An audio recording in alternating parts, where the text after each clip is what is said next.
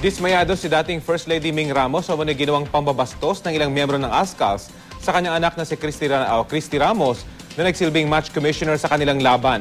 At kahit humingi na ng paumanhin ng team manager ng ASCALS, gusto ni Christy Ramos na maparusahan ang buong team dahil tila ng buyo pa raw mga ito habang binabastos siya ng dalawang manlalaro. Balitang hatid ni Maki Pulido.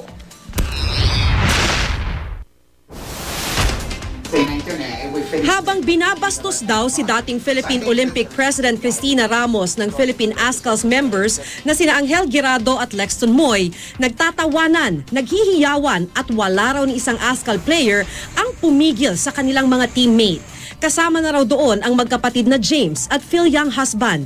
Siguro masasabi din natin may mga kasabwat, no?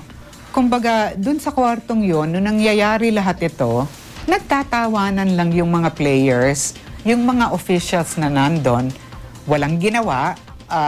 Yung team captain ng national team, si James Young husband, wala din ginawa, no? What are you captain for? 'Di ba? Yung wala man lang sutsut na tumahimik kayo. Noong nakaraang linggo bago ang laban sa pagitan ng Philippine ASCALS at Malaysian Tigers ng Malaysia, nagganap ang umano'y sexual harassment sa loob ng locker room ng Rizal Stadium.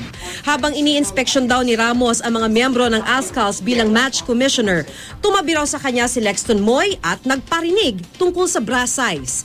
Pagkatapos nito, humarap naman daw sa kanya si Guirado ng naka-underwear lang.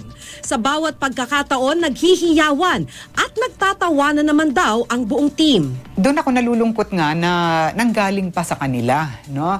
Kasi nga in all my experience, and I have done more than 100 matches, no, worldwide in football. Suspecha ni Ramos, ang ipinakitang ugali raw ng ASCALS ay epekto ng kanilang pagsikat. Mukhang lumaki na nga yung ulo, no? And in fact, the title, ASCAL, no, sort of, probably they think it gives them a license to do whatever they want to do. Maging ang ina ni Ramos na si dating First Lady Ming Ramos, dismayado sa naging asal ng Philippine ASCALS. Malaking kahihiyan daw ito sa mga Pilipino. They should have respected her.